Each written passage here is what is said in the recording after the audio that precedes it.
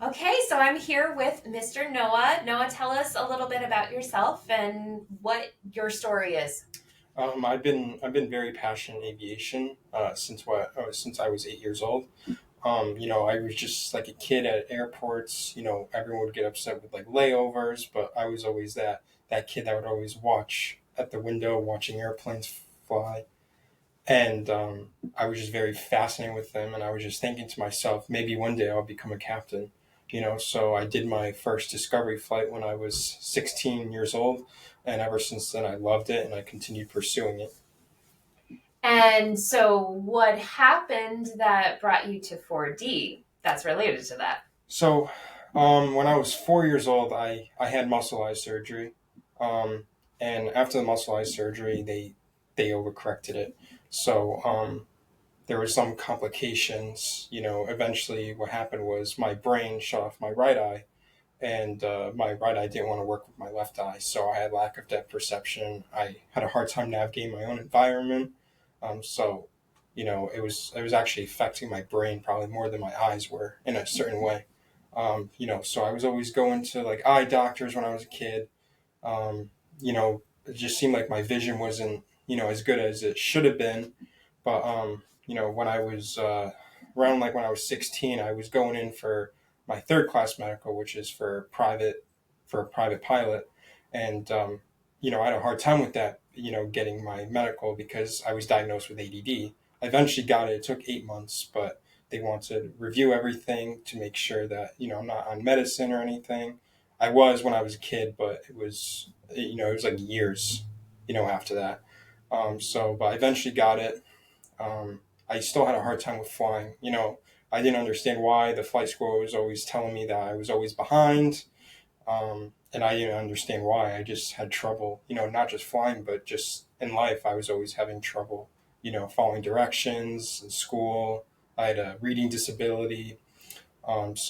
Anyways, I went in for my first class medical 3 years later after my third class medical, and I went to a local AME, which is a aviation medical examiner. They just check your eyes, they check your blood pressure, everything.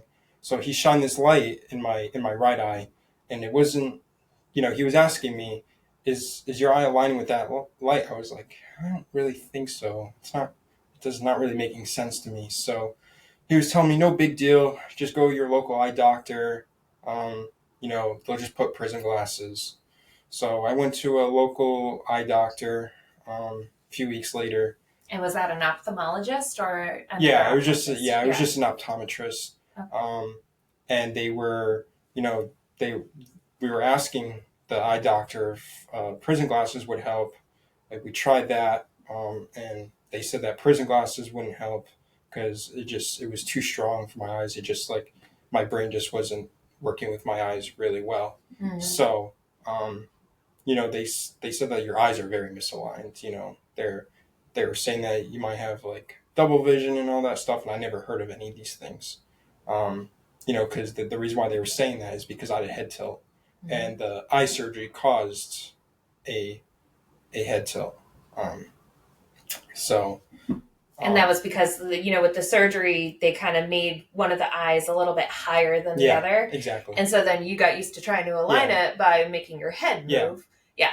Because my body, our bodies compensate really well, with certain things, but it caused a lot of complications.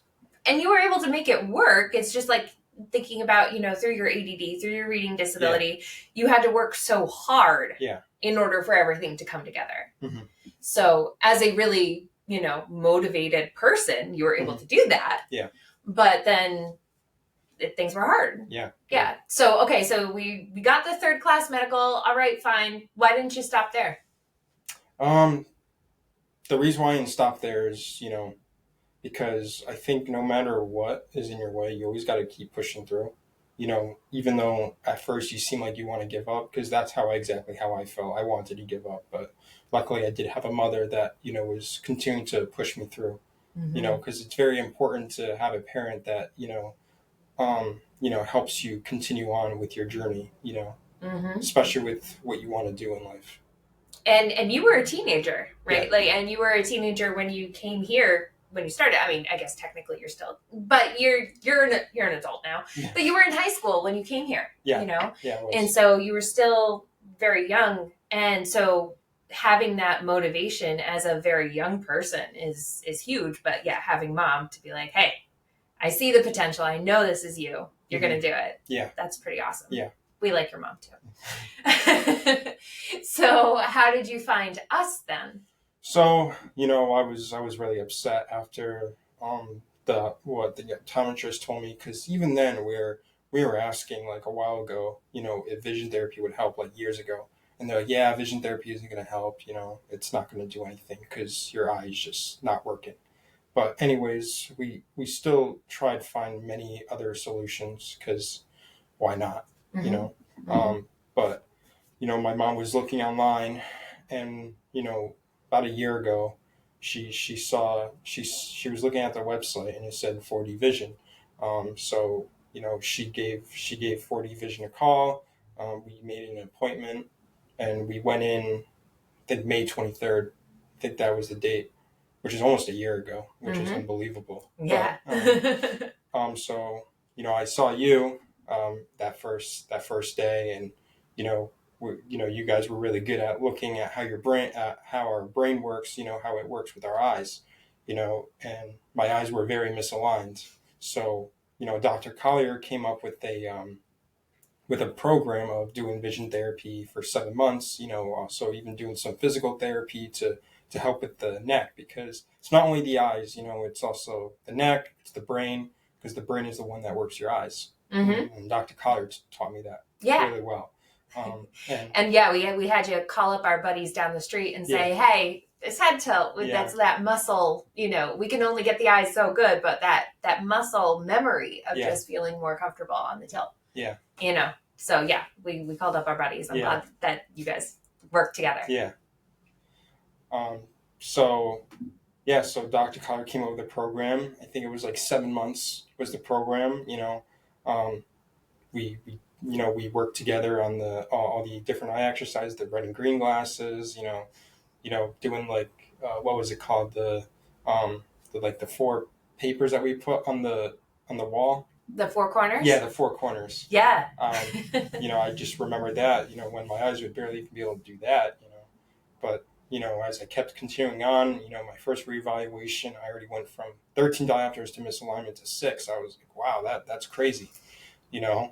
My eyes were getting stronger each time, And then eventually, even the contact, when I first started wearing the contact, I was like, this is a little bit of a difference, But as I kept continuing on the program, it was like, this is, I'm seeing really major changes.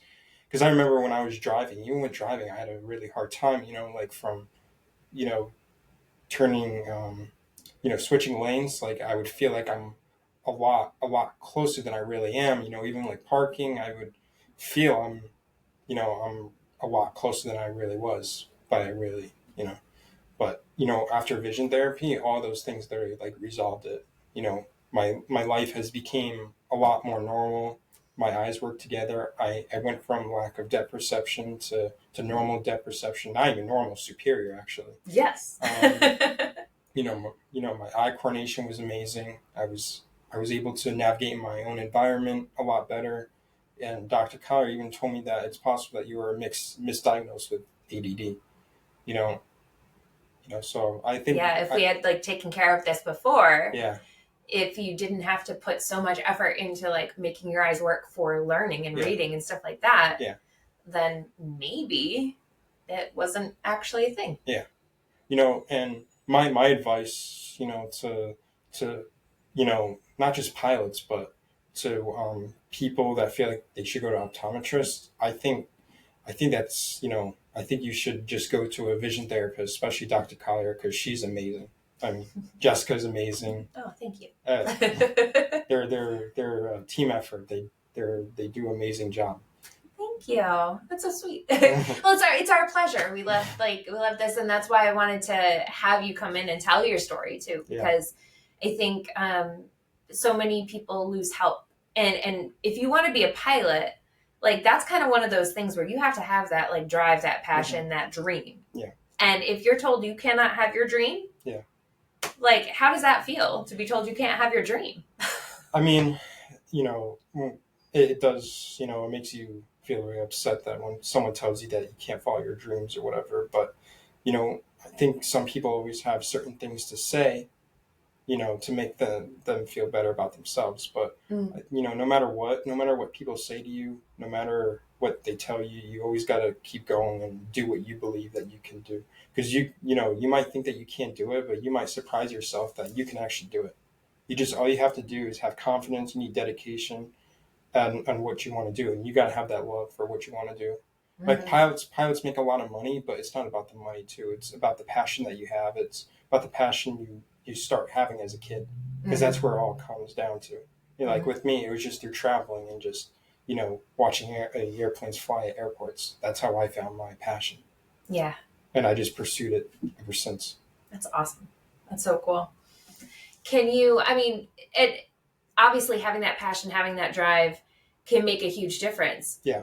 Were there any times during this past year where you're just like, ugh, like it's too much? It's not, because we kind of did, like, we almost did a vision therapy boot camp, because like you were here 4 to 5 times a week, Yeah. really pushing yourself over and over and over, and practicing on the days that you weren't here. Yeah. So were you ever like overwhelmed by that, or was it just like, nah, this is just what I got to do? It was overwhelming at times. I knew it was going to be hard. Sometimes just like things like that, they're not always going to come easy. But what makes it easy is just keep doing it and keep doing it, and then when you keep doing it, you're going to get a lot better at it. It's just like anything. Practice makes perfect. Mm-hmm. Totally. Awesome. Have there been any unexpected changes from your vision therapy journey that you didn't know would happen? I mean, I really never expected to have the help that I got. Like getting my vision from, like, even like from uncorrected 2070 my right eye to 2050. I mean, that was a really surprise to me.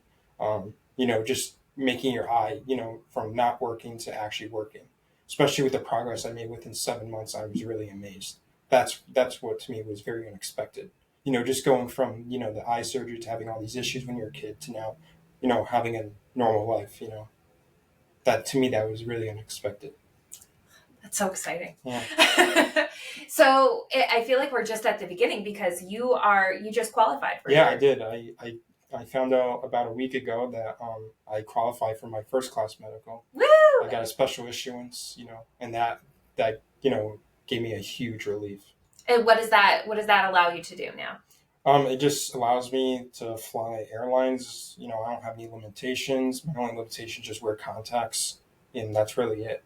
I, I can continue pursuing my journey, um, and I'm going to be going down to Florida hopefully by June. Ah, So that's so exciting. to me, that's very exciting. Yeah. Yeah. Yeah. You're gonna fly all over the world. Yes. I'm like, I got goosebumps. I have goosebumps. That's so fun. This is a success, but it's just the beginning. Yeah. I'm definitely gonna have more obstacles. I'm definitely gonna have more obstacles. But I'm prepared for it, and I'm prepared to continue and pushing through those obstacles no matter what. You made it through this far. Yeah, I did. I made it this far, so why not? Why stop now? Yeah, it's all uphill from here. Yes. That's awesome. Is there anything else you think that you should let people know if they're considering vision therapy, if they have been told that they can't do a dream, if they, I don't know, you're like the inspiring, cool guy. I'm here for the life lessons. What life lessons do we need to know from Noah? My life lesson is, if you want to become a pilot, I just say go to Dr. Collier, and she'll make sure that you get there, because she helped me get there even when I felt like I couldn't. And just follow your dreams, and just be passionate about what you want to do, because that passion is going to allow you to continue on and make things a lot easier. Even though when things are hard, it's going to make things so much easier. Yeah. And definitely. I mean, it's even when we have people here who don't have a lofty goal, such as like becoming a pilot, but if they have any sort of goal, it's got to be hard. But as long as you have that kind of like carrot on the stick in Yeah. front of you. It's not, flying, as a pilot, that's not the only thing that's hard. It's, anything you want to do, no matter what you want to do, it's always going to be hard. Yeah. But if you're willing to put in the work, if you're willing, to be dedicated, if you're passionate, then you'll definitely get there. You're so wise for a young adult. Thank you. Okay, well, thank you so much for everything, for coming in today, but also for all the work that you've done, not just this year, but getting this far. And so it's been such a privilege and a joy to watch and witness. And like, I always say I'm just bossy. I'm just here like telling you what to do, but it's not me who did it. And it's not Dr. Collier who did it. We're just here to say, hey, here's the plan. You had to carry it through. Mm-hmm. So that's where we just could not be more proud. We could not be happier for you. And we're so excited to see what's next. And you have to keep us in the loop. So, as you're flying around from place to place, you got to stop back home, say hi to mom, and then come get your eye exam, make sure it's good. And then we'll see you later. I'm very good at communicating. So. You are. Awesome. Okay. Thank you, Noah. Thank you.